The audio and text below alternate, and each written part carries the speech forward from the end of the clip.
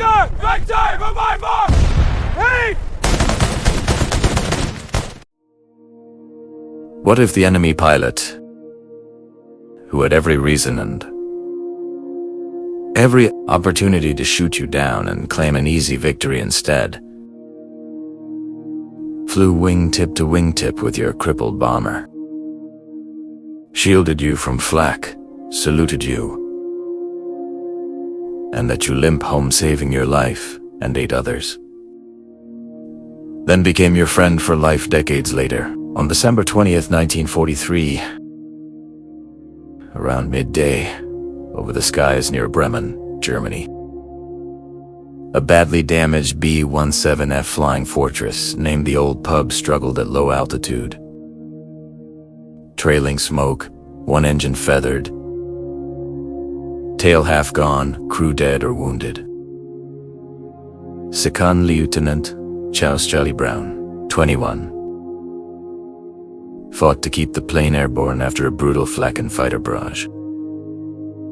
Suddenly, a single Messerschmitt Bf-109 pulled alongside close enough for Braun to see the German pilot's face through the canopy.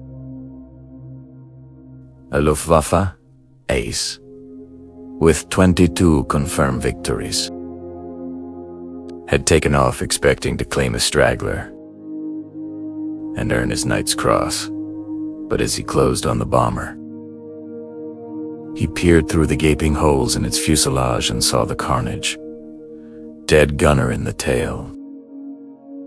Wounded men slumped at stations, blood streaking the interior. The B-17 was defenseless, no turrets moving, no tracers coming his way. Stigler later said the sight reminded him of men in parachutes, helpless, at mercy. His squadron commander's words echoed, "If I ever see or hear of you shooting at a man in a parachute, I will shoot you myself." To Stigler, this bomber and its crew were as vulnerable as parachutists. Instead of firing, he flew formation with Brown, gesturing downward land in Germany for medical help. Brown, dazed and suspicious, shook his head and pointed west toward England. Stigler stayed close, shielding the B-17 from coastal flak batteries that held fire to avoid hitting their own plane. Over the North Sea, he saluted sharply through the canopy, rocked his wings, and dove Hawaii. Brown nursed the bomber across the water. Landing safely at Jerez, 9 men survived because Stigler chose mercy over victory. This encounter matters because it captured a rare flicker of humanity amid total war.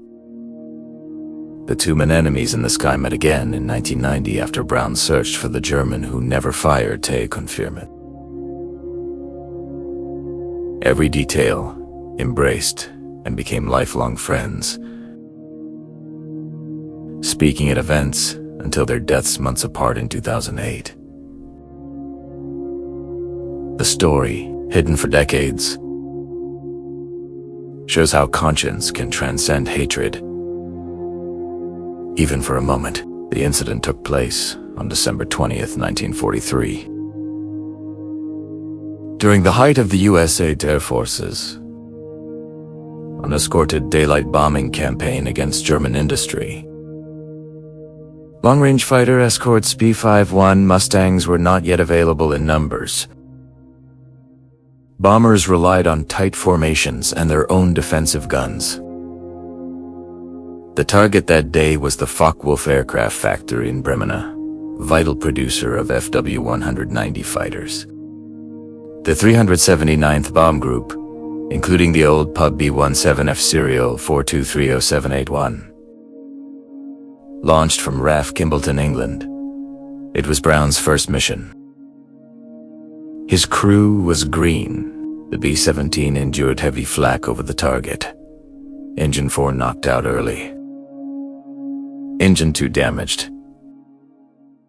Hydraulics and oxygen lines severed. Intercom dead nose and tail shattered.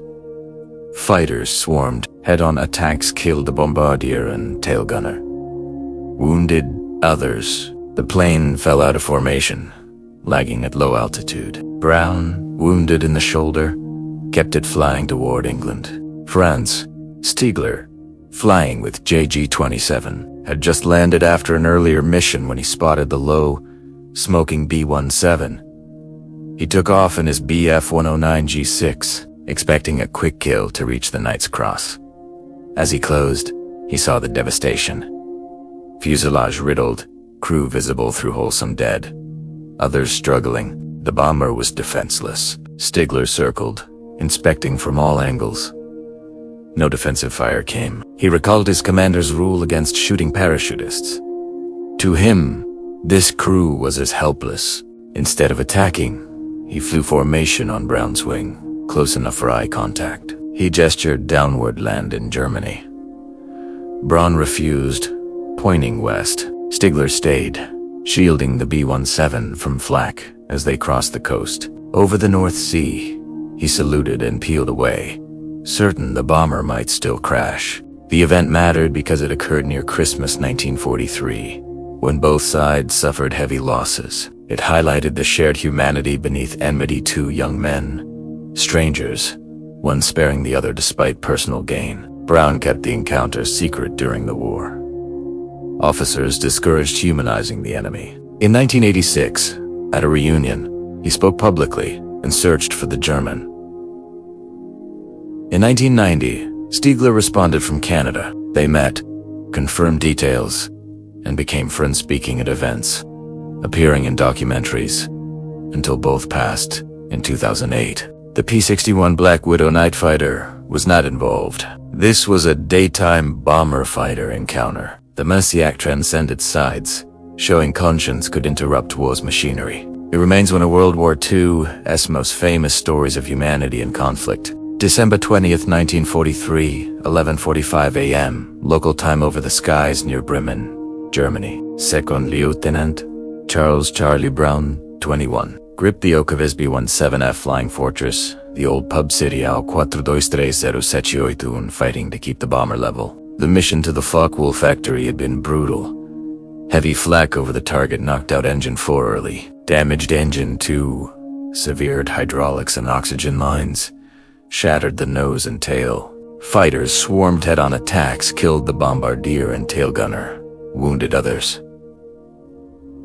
The intercom was dead. Most guns jammed or destroyed. Braun, shrapnel in his shoulder. Copelet, helping brace the controls, nursed the plane out of formation at low altitude. Trailing smoke and glycol, the crew, 9 men still alive, worked in grim silence. Waist gunners pressed bandages on wounds. The radio operator cradled the unconscious top turret gunner. Oxygen masks dangled uselessly for the dead. Brown dropped to treetop level to avoid radar, heading northwest toward England. The B-17 shuddered with every gust. 2 engines coughed, fuel gauges nearing empty. Near a Luftwaffe airfield, Oberleutnant Franz Stiegler of Jagdgeschwader 27 spotted the low-smoking bomber while repairing his Bf-109 G6 after an earlier mission. A bullet had lodged in the radiator. Mechanics patched it quickly. Stiegler sprinted to his plane, canopy open, climbed in, and took off within minutes. He expected a quick victory. Another heavy bomber killed to push toward the Knight's Cross. Stiegler climbed, close to 1,000 yards, then eased nearer. He saw the devastation. Fuselage perforated, tail shredded, starboard wing leaking fluids, no defensive fire. Through gaping holes he glimpsed crew members slumped or struggling, bandaging wounds. The nose plexiglass was shattered, blood streaked the interior. His finger rested on the trigger of the 20mm MG-1A51 cannon and twin 30mm MG-1A31 machine guns. Then a memory surfaced, his squadron commander's words after a pilot strafed a parachuting airman. "If I ever see or hear of you shooting at a man in a parachute, I will shoot you myself." To Stiegler, this bomber and its crew were as helpless as men dangling under silk. He circled once, inspecting from every angle. No turrets tracked him. No tracers came his way. The plane was finished. The men inside defenseless. He could have ended it in seconds. Instead, he throttled back, slid into formation on Brown's left wing, close enough for cockpit-to-cockpit visibility. Brown, bloodied and exhausted, turned his head and saw the German fighter. His remaining crew tensed. One gunner tried to swing the dorsal turret, but the mechanism jammed. Stigler raised his hand, no attack. He pointed downward, repeatedly, "Land here, in Germany. Get medical help." Braun shook his head firmly and pointed west toward England. Stigler stayed glued to the wing. As they approached the coast, German flak batteries opened up on the pair. Stigler waggled his wings to signal the gunners below hold fire. Friendly aircraft present. The shells fell silent. Over the North Sea, the two planes flew side by side. Stigler gestured against Sweden, neutral territory, closer and safer for landing. Braun refused, banking slightly to hold his heading. The B-17 shuddered with every gust. Engines coughed. Fuel gauges neared empty. Braun wrestled the controls alone now. Co-pilot, helping brace the yoke. Crew in the rear kept the wounded stable, whispering encouragement. Stigler maintained escort, scanning for pursuing fighters or coastal threats. No one spoke. Only the roar of engines and the wind through holes filled the silence. As the English coastline appeared faint on the horizon, Stigler raised his gloved hand in a crisp salute. He rocked his wings once more, rolled the Bf-109 inverted, and dove away toward the continent. Braun watched the fighter shrink to a speck, then vanish. Relief mixed with disbelief. The bomber crossed the coast low, wheels down on a grass emergency strip at Harfkoltisho. It bounced once, skidded, and stopped. Ground crews swarmed. Medics lifted out the living and the dead. Two crewmen never left their positions alive. The plane was declared beyond repair and scrapped. Stigler landed back at his base, taxied in, shut down, and said nothing to anyone. Reporting mercy would have meant a court-martial at best, execution at worst. The encounter stayed buried in silence, and decades later, unfolded over the North Sea as the battered B-17, the old pub, neared safety. Franz Stigler maintained close formation, wingtip to wingtip at times, watching for any sign the bomber might ditch. Charlie Brown's shoulder throbbing, blood soaking his flight jacket, kept both hands locked on the yoke, while the co-pilot braced the controls from the right seat. The bomber shuddered with every gust. The remaining engines numbers 1 and 3 coughed and protested, oil pressure flickering dangerously low. Fuel gauges hovered near empty. Behind them, the crew worked in grim silence. Waist gunners pressed bandages against wounds. The radio operator cradled the unconscious top turret gunner, and morphine syrettes were passed hand to hand. No one spoke of the German fighter shadowing them. The sight of its black crosses filled the shattered cockpit windows like a ghost. Stigler scanned the horizon constantly, wary of other Luftwaffe patrols or coastal flak that might mistake the pair for easy targets. He gestured again, open palm downward, then pointing toward the faint outline of Sweden on the northern horizon. Neutral ground, closer landing fields, hospitals waiting. Braun met his eyes through the canopy and shook his head once. Resolute, he pointed, straight ahead, west, toward England. The message was clear. Home or nothing. Stigler nodded slightly, accepting the choice without argument. He stayed glued to the wing, shielding the B-17 from coastal flak batteries below. The two planes flew on, a fragile alliance, against the wind and the waves. Tension peaked as the English coast appeared as a thin gray line ahead. Brown's vision blurred from blood loss and exhaustion. The altimeter read barely 1,000 feet. The bomber was sinking inch by inch, controls growing heavier with every mile. Stigler saw the struggle, the way the wings rocked unevenly, the way smoke still trailed from the feathered engines. He knew the odds. A ditching in the freezing North Sea would kill everyone aboard within minutes.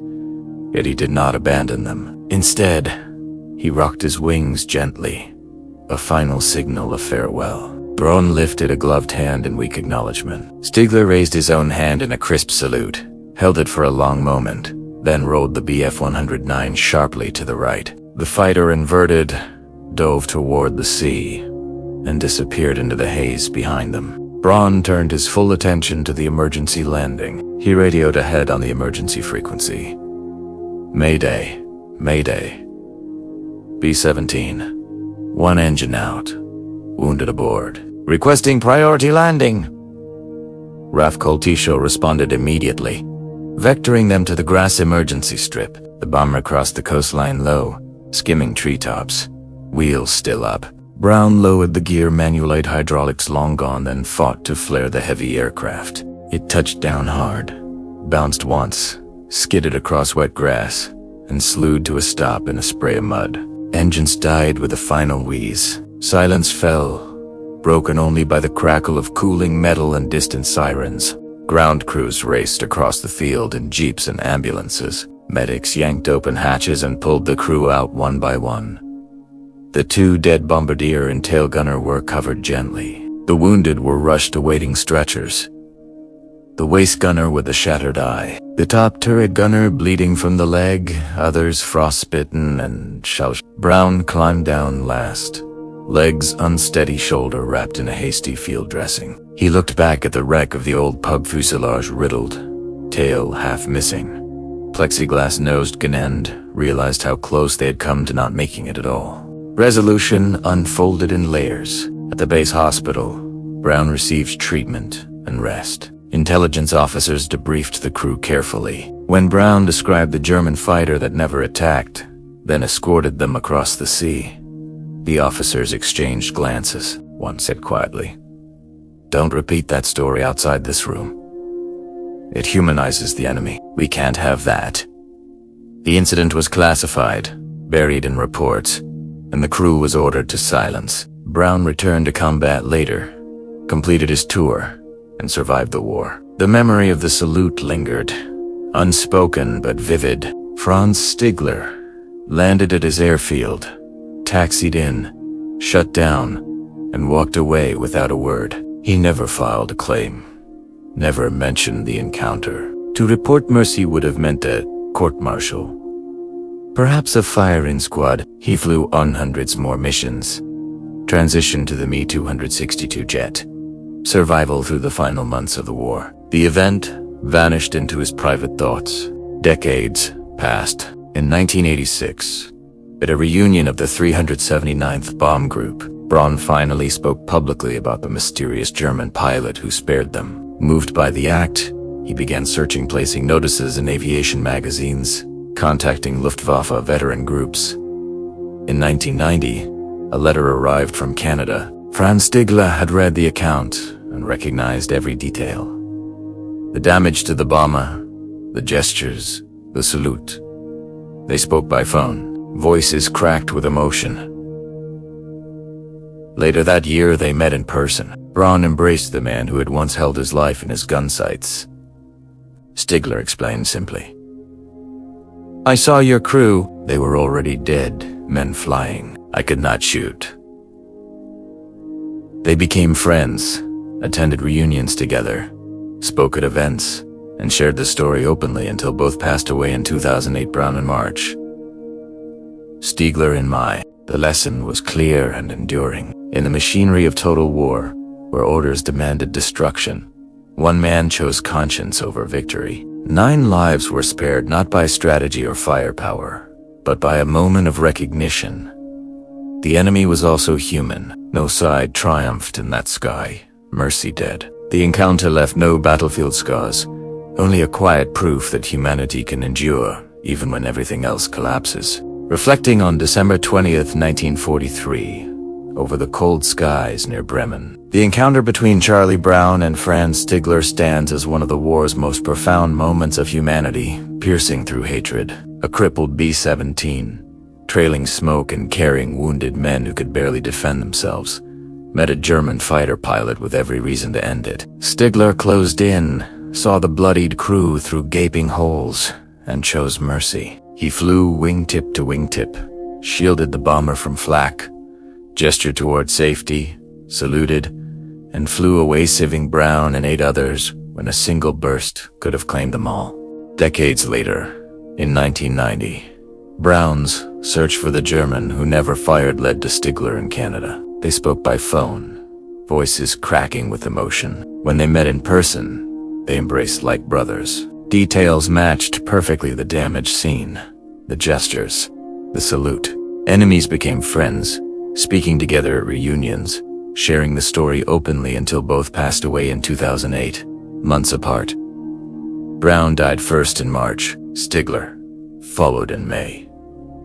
The power of that day lies not in victory or defeat, but in a single choice to see the enemy as human. Stigler could have claimed an easy kill, earned a decoration, advanced his tally. Instead, he remembered his commander's words about parachutists and saw the same helplessness in the bomber's crew. Brown, fighting to stay airborne, never forgot the salute that let him live. Their friendships forged across the same sky that once divided them showed reconciliation as possible even after war's deepest wounds. This story reminds us that conscience can interrupt the machinery of destruction in a conflict that claimed millions.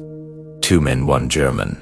1 American proved that mercy endures when everything else collapses. It was not a battle won, but a life preserved, a bone for amid a legacy of compassion that outlasted the guns. In remembering Franz and Charlie, we see that humanity can still prevail in the darkest skies. 1 choice, 1 salute, 1 friendship at a time. Like if this story of mercy and friendship touched you, comment your thoughts. What moves you most about Stigler and Brown? Subscribe for more forgotten World War II stories of humanity amid war. We have written the sources from which we got this story in the description of this video, and we have always been and will be supporters of the oppressed, regardless of their color, race, or country. This world and its creator are also with the oppressed. See you in the next W2 story.